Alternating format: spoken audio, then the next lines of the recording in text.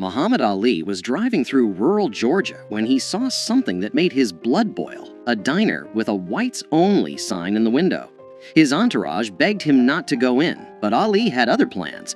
What he said to the owner in those next 10 minutes left the entire diner in tears. It was the summer of 1974, just 3 months after Ali had shocked the world by defeating George Foreman in Kinshasa, Zaire, in the legendary Rumble in the Jungle. At 32 years old, Muhammad Ali was once again the heavyweight champion of the world. He was famous, he was powerful, and he was driving through one of the most racist parts of America.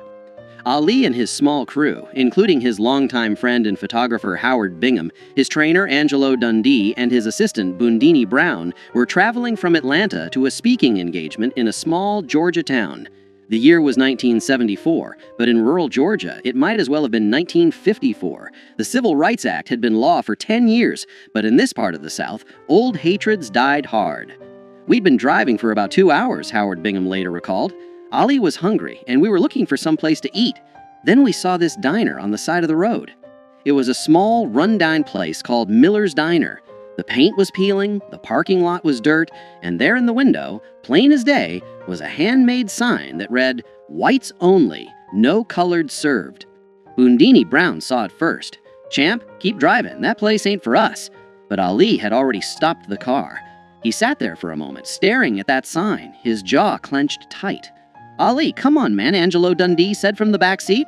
'We'll find somewhere else. This ain't worth it.' Muhammad Ali didn't say a word. He just opened the car door and started walking toward the diner. 'Oh no,' Howard Bingham said, grabbing his camera. 'Here we go.' The three men scrambled out of the car and followed Ali. They knew that look on his face. They'd seen it before he walked into the ring. It was the look of a man who had made up his mind, and nothing was going to change it. When Ali pushed open the door to Miller's Diner, the bell above it rang, and every conversation inside stopped dead.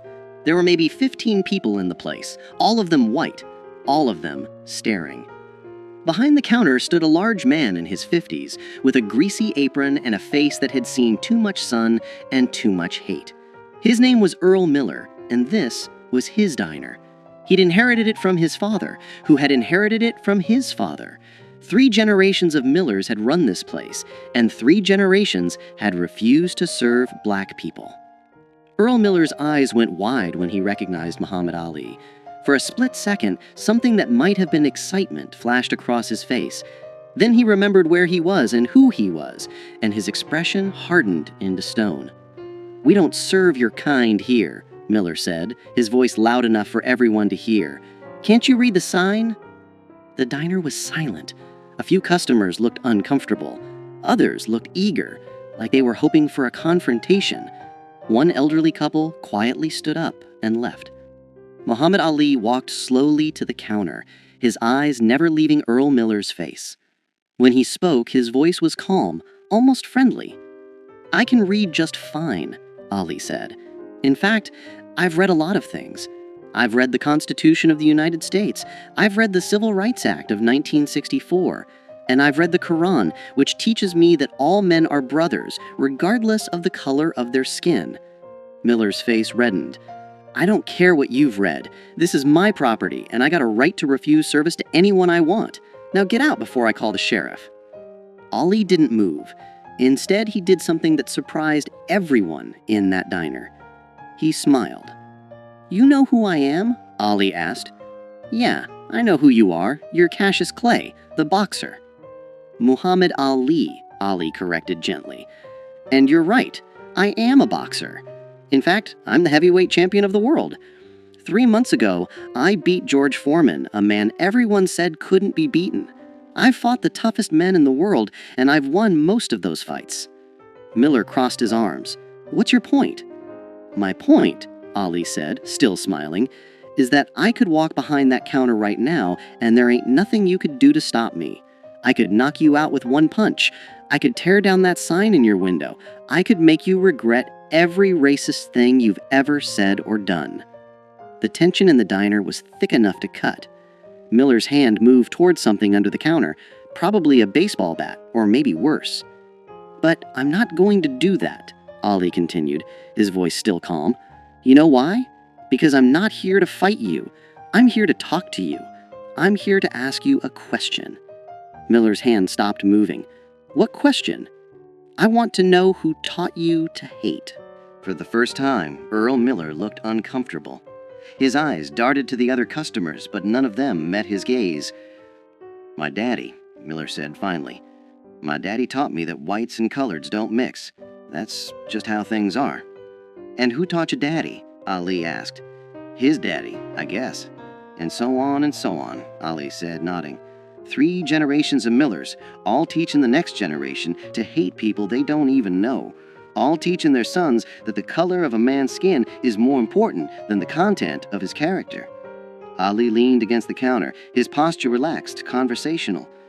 "Let me tell you something about my life, Earl." "Can I call you Earl?" Miller didn't respond, but he didn't object either. "I grew up in Louisville, Kentucky," Ali continued. "When I was 12 years old, my bicycle got stolen. I was so angry, I wanted to fight whoever took it. A police officer named Joe Martin told me I better learn how to fight first, so he taught me how to box. You know what's interesting about Joe Martin, Earl? He was white." Ali paused, letting that sink in. "The man who changed my life, who set me on the path to becoming heavyweight champion of the world, was a white man. My trainer, Angelo here," Ali gestured to Dundee, "he's white. Some of my best sparring partners were white. Some of my toughest opponents were white. And you know what I learned? White people ain't all the same, just like black people ain't all the same. There's good ones and bad ones in every color." "That's different," Miller muttered. "Those are your people, your work people." "No," Ali said firmly, "they're just people. That's my point. When I look at you, Earl, I don't see a white man. I see a man who's scared." "I ain't scared of nothing," Miller shot back. "Yes, you are," Ali said gently. "You're scared of change. You're scared that if you treat black people like human beings, something bad will happen. Maybe you're scared your daddy would be disappointed. Maybe you're scared your customers will leave. Maybe you're scared that admitting you were wrong all these years means you wasted your whole life hating people for no good reason." Earl Miller's jaw worked, but no words came out. Ali turned to look at the other customers in the diner. "How many of you agree with Earl here? How many of you think that sign in the window is right?" Nobody raised their hand. A few people looked at their plates. One middle-aged woman spoke up quietly. "Earl, the law says you can't have that sign anymore." "I don't care about the law," Miller said, but his voice had lost its conviction. Ali turned back to Miller. "Let me tell you what I see when I look at that sign, Earl. I see fear pretending to be strength. I see a man hiding behind his daddy's hate because he's too scared to think for himself. I see someone who could be better but chooses not to be." "I ain't scared of nothing," Miller said. "You're right, I don't," Ali agreed, "but I'd like to. See, here's what I believe, and this comes from my faith, from Islam. I believe that Allah created all people equal. I believe that the only thing that makes one person better than another is their actions, not their skin color. And I believe that it's never too late to change." Ali reached into his pocket and pulled out a $20 bill. He placed it on the counter. "I want to buy lunch for everyone in this diner," Ali said. "Black or white, it doesn't matter. I want everyone here to eat together, as equals, as human beings." Miller stared at the $20 bill like it was a snake. "I ain't taking your money," he said. "Why not?" Ali asked. "Is it because I'm black? Because I thought money didn't have a color." A few people in the diner actually laughed at that. The tension was beginning to break. Ali leaned in closer, his voice dropping so only Miller could hear. "Earl, I'm going to tell you something, and I want you to really hear me. In 10 years, maybe 20, you're going to be an old man, and you're going to look back on your life and ask yourself what you stood for. Are you going to be proud that you kept a racist sign in your window? Are you going to tell your grandchildren that you once refused service to the heavyweight champion of the world because of the color of his skin? Or are you going to tell them about the day you changed, the day you chose to be better?" Earl Miller's hands were shaking. His eyes were red. "I don't know how," he said quietly. "How to what?" Ali asked. "I don't know how to change. This is all I've ever known." Ali smiled, and this time it was warm, genuine. "You start by taking down that sign." For a long moment, Earl Miller stood frozen. Then slowly, he walked from behind the counter. Every eye in the diner followed him as he went to the window, reached up, and tore down the whites-only sign. He crumpled it in his hands, walked to the trash can, and threw it away.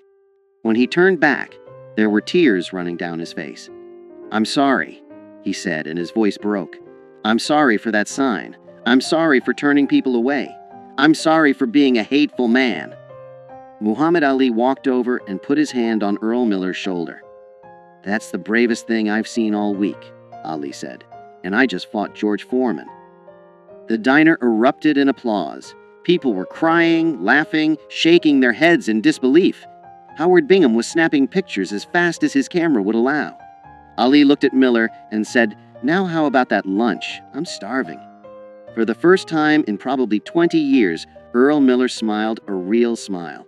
"Coming right up, champ." That afternoon, Muhammad Ali sat at the counter of Miller's Diner and ate a cheeseburger and fries. Customers, both black and white, came in to meet him, shake his hand, and ask for autographs. Earl Miller served them all with equal respect and courtesy, his hateful sign nowhere to be seen. Before Ali left, Miller pulled him aside. "I just want you to know, you changed my life today. I don't expect you to believe me, but I mean it. I'm going to be better. I believe you, and I'll be checking on you." Muhammad Ali kept that promise. Over the next several years, he would stop by Miller's Diner whenever he was in Georgia. Each time, he found the place more integrated, more welcoming. Earl Miller became a different man. He hired his first black employee in 1975. By 1978, half his staff was black. He became an active member of his local church's integration efforts. In 1980, Earl Miller wrote a letter to Muhammad Ali. In it, he thanked Ali for knocking some sense into me without throwing a punch. He told Ali that he'd told his children and grandchildren the story of that day dozens of times, and that it had become the most important day of his life. "You taught me that strength isn't about hate," Miller wrote. "It's about having the courage to change." When Earl Miller died in 1992, his family reached out to Muhammad Ali. They told him that Miller's final wish was for Ali to know that the cheeseburger he'd eaten that day in 1974 was still the proudest meal Miller had ever served. The story of what happened at Miller's Diner spread throughout Georgia and beyond. Other establishment owners, seeing what Miller had done, began taking down their own racist signs. Some did it quietly, ashamed. Others did it publicly, proudly. Muhammad Ali never bragged about what happened that day. When reporters asked him about it, he would simply say, "I just had a conversation with a man. He did all the hard work." But those who were there knew the truth. Muhammad Ali had walked into a place of hate, armed with nothing but his words, his dignity, and his unshakable belief in the fundamental goodness of people. He had faced down racism not with his fists, but with his humanity. And he had won the kind of victory that matters more than any championship belt. Because anyone can knock a man down with violence, but it takes a true champion to lift a man up with words. Today, the building that once housed Miller's Diner still stands in rural Georgia. It's been converted into a community center. And on the wall, there's a plaque that reads, "On this site in 1974, Muhammad Ali taught us that the most powerful weapon against hate is not a fist, but an open heart." If this story moved you, share it with someone who needs to hear it. Because the fight against hate isn't won in a single moment. It's won in 1,000 small conversations, one changed mind at a time. And sometimes, all it takes is one person brave enough to walk through that door. Muhammad Ali showed us that you don't need to throw a punch to knock out hate. Sometimes all you need is the courage to speak the truth with love.